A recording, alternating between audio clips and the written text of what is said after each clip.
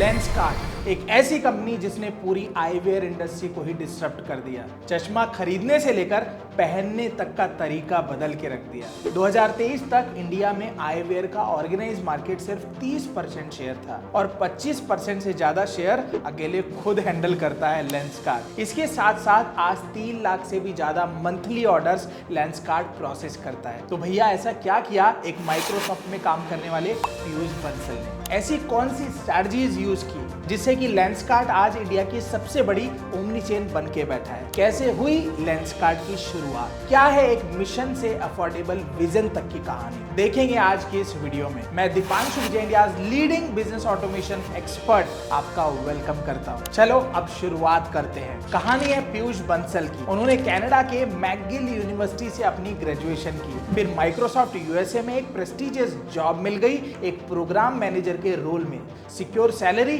और stable career के साथ। लेकिन पीयूष को ये कॉर्पोरेट लाइफ कब तक सेटिस्फाई करती? उन्होंने सोचा मुझे कुछ अपना करना है और बस एक बड़ा डिसीजन लेके वो 2007 में इंडिया वापस आ गए। वापस आने के बाद पीयूष के पास कोई फॉर्म बिजनेस प्लान नहीं था, पर एक विजन था, ई कॉमर्स की दुनिया में कुछ रिवॉल्यूशनाइज करना है। उन्होंने दिल्ली यूनिवर्सिटी के स्टूडेंट से इंटरेक्ट करना शुरू किया और देखा कि ये यूथ एक अंडर सर्व्ड सेगमेंट है, इनकी डिमांड्स और जरूरतें पूरी करने के लिए कुछ भी नहीं था। इसी रियलाइजेशन से पीयूष के दिमाग में एक आइडिया आया, searchmycampus.com का। जनवरी 2008 में लॉन्च किया गया ये प्लेटफॉर्म कॉलेज स्टूडेंट्स के लिए एक वन स्टॉप सॉल्यूशन बन गया। चाहे पीजी और हॉस्टल्स ढूंढने हो, इंटर्नशिप चाहिए हो या बुक एक्सचेंज करनी हो, सब कुछ इस क्लासिफाइड प्लेटफॉर्म पर अवेलेबल था। अब हर स्टार्टअप के लिए कैपिटल चाहिए होता है और पीयूष ने अपने फर्स्ट फंड 25 लाख रुपए का काफी स्मार्ट यूज किया।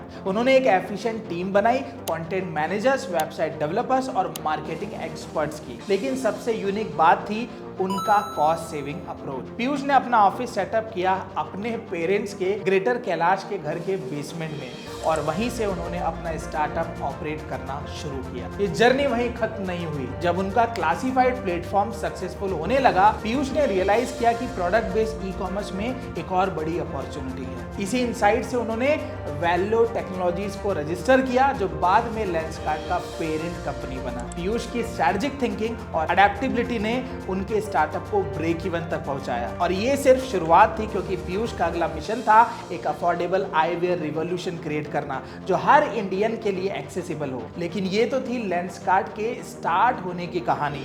देखते हैं कि लेंसकार्ट इतना बड़ा ब्रांड कैसे बना, क्या थी इसके पीछे की strategies. End to end supply chain control. भाई साहब, लेंसकार्ट का असली पावर इनकी वर्टिकल इंटीग्रेशन और कॉस्ट लीडरशिप में छुपा था। अब जहां बाकी कंपनीज अपना मैन्युफैक्चरिंग और सप्लाई चेन काफी हद तक आउटसोर्स करती हैं, डिजाइन, प्रोडक्शन और डिलीवरी तक किसी ना किसी थर्ड पार्टी वेंडर के हाथ में होता है सर। लेकिन लेंसकार्ट ने बोला अपना काम अपने हाथ। उन्होंने पूरा सिस्टम वर्टिकली इंटीग्रेट कर डाला, मतलब डिजाइन उनका, मैन्युफैक्चरिंग उनका और डिलीवरी का भी पूरा कंट्रोल उनके हाथ। राजस्थान के भिवाड़ी में उनका एक हाईटेक ऑटोमेटेड फैक्ट्री है जो हर साल 5 करोड़ ग्लासेस बनाता है। ये एशिया के सबसे बड़े आईवेयर फैक्ट्रीज में से एक है। अब इसका सबसे बड़ा फायदा है कॉस्ट कंट्रोल। बाकी ब्रांड्स का प्रोडक्शन कॉस्ट लेंसकार्ट के कंपैरिजन में 30% ज्यादा है। आप सोचिए, जब आपकी कॉस्ट ही कम होगी तभी आप 500 रुपए में हाई क्वालिटी और स्टाइलिश ग्लासेस दे सकते हो, जो उनका सिग्नेचर मूव बन चुका है। और दूसरा फायदा है क्वालिटी कंट्रोल। अपना मैन्युफैक्चरिंग होने का मतलब है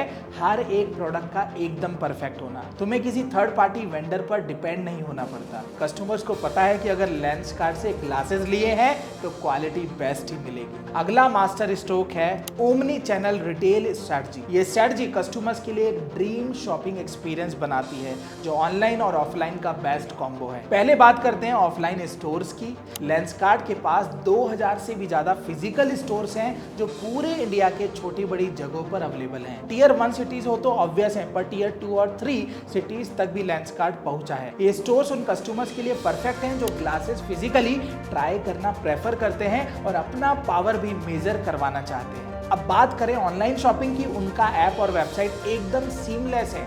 ऑनलाइन शॉपिंग का सबसे बड़ा प्रॉब्लम होता है चश्मा सूट करेगा या नहीं। उनका वर्चुअल ट्राई ऑन फीचर ये प्रॉब्लम सॉल्व करता है। ये ऑगमेंटेड रियलिटी का यूज करके घर बैठे फ्रेम ट्राई करने का ऑप्शन देता है। अब जब कस्टमर्स को घर बैठे ही फ्रेम्स ट्राई ऑन करने का ऑप्शन मिल रहा है तो वो बाहर क्यों ही जाना चाहेगा। इस स्ट्रैटेजीज के चलते उनका ऑनलाइन कन्वर्जन रेट 150% तक जंप कर गया है। ये फ्लेक्सिबिलिटी और कन्वीनियंस ही उनका सबसे बड़ा स्ट्रेंथ है। थर्ड और सबसे बढ़िया स्ट्रैटेजी थी affordable luxury and differentiated product offering. अब इंडियन मार्केट में प्रोडक्ट अगर सस्ता नहीं हो तो वो पैन इंडिया प्रोडक्ट नहीं बन सकता। इसलिए लेंसकार्ट कस्टमर्स के लिए सस्ते और अच्छे चश्मे लाने लगा, यानी क्वालिटी और साथ ही साथ अफोर्डेबिलिटी भी। पहले आईवीआर एक बोरिंग नेसेसिटी होता था, मतलब चश्मा लगाना तो सिर्फ जरूरत की चीज थी। लेंसकार्ट ने इसे एक फैशन स्टेटमेंट बना दिया। इसके लिए उनके दो अलग ब्रांड्स भी आए, विंसेंट चेस अफोर्डेबल और स्टाइलिश आईवीआर। ये उन कस्टमर्स के लिए है जो बजट कॉन्शियस हैं लेकिन ट्रेंडी ग्लासेस चाहते हैं। और दूसरा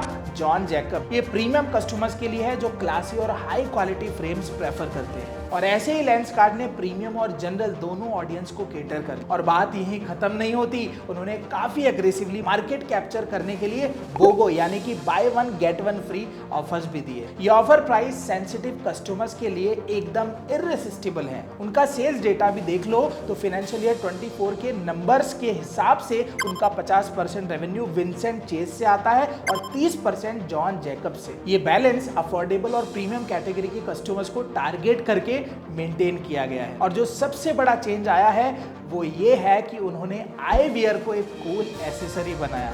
चश्मा अब सिर्फ जरूरत नहीं रहा, अब ये एक स्टाइल स्टेटमेंट है। और last but the most important strategy, customer centric services, that is home eye checkup. ये तो लेंसकार्ट का एकदम जीनियस मूव था।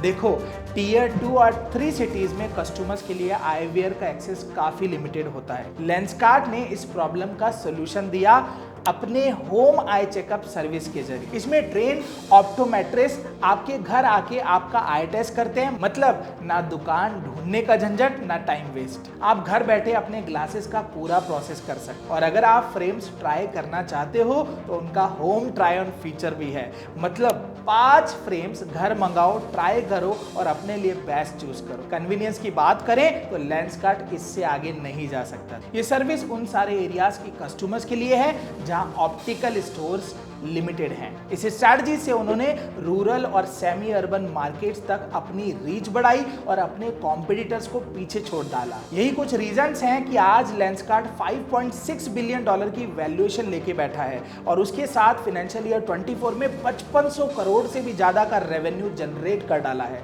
और अपने लॉसेस को 84% तक कम किया है। इसलिए मार्केट की नीड और अपने बिजनेस के सीड्स को स्ट्रॉन्ग रखोगे तो धंधा चलेगा ही नहीं, दौड़ेगा भी। आपको नेक्स्ट बिजनेस केस स्टडी किस टॉपिक पर चाहिए, नीचे कमेंट करके जरूर से बताइएगा। और हाँ, ऐसे और भी यूजफुल वीडियोस आपको चाहिए तो चैनल को लाइक करें, सब्सक्राइब करें, बेल आइकन पर भी क्लिक कर दीजिए जिससे आपका कोई भी वीडियो मिस ना हो जाए।